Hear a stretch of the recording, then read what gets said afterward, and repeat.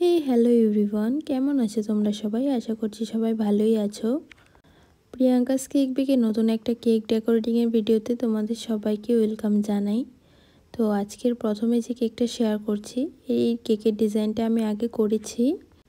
তো এই ডিজাইনটা দেখেই কাস্টমারে আমাকে এই ডিজাইনটা করতে বলেছিল। তো এটা একটা রিপিট ডিজাইন ছিল। তবে প্রথমবার আমি কেকটা 1 পাউন্ডের উপর করেছিলাম, এবার হাফ পাউন্ডের উপর করেছি। তো এই ছিল কেকটার ফাইনাল লুক। এর পরের যে কেকটা তোমাদের সাথে শেয়ার করছি, এই কেকটাও আমি রিপিট ডিজাইন করছি। তবে এই কেকটা মিনি কেক ছিল, আর ওই ডিজাইনটা ছিল 1 পাউন্ডের উপর। তো আমাকে বলেছিল কাস্টমার এটাই করে দিতে, তো আমি এটাই করে দিয়েছিলাম ডিজাইনটা। ইনসাইড ফ্লেভার ছিল বাটারস্কচ। তো এই ছিল কেকটার ফাইনাল লুক। আর এরপরে যে কেকটা তোমাদের সাথে শেয়ার করছি, এই কেকটা সিম্পলের মধ্যেই করেছিলাম।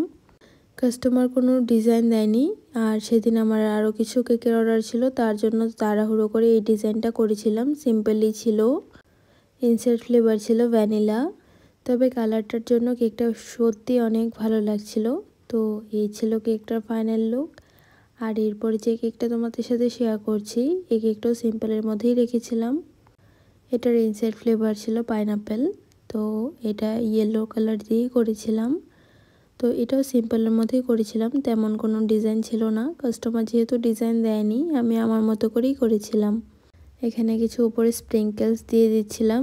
তো আজকে 100 ডেজ রিলস চ্যালেঞ্জে ডে 23-তে এই কেকগুলোই শেয়ার করলাম। তো এই ছিল কেকটা ফাইনাল লুক। তো আজকের ভিডিওটা এতটুকুই থাকলো। দেখা হবে নতুন একটা ভিডিও নিয়ে। আজকের জন্য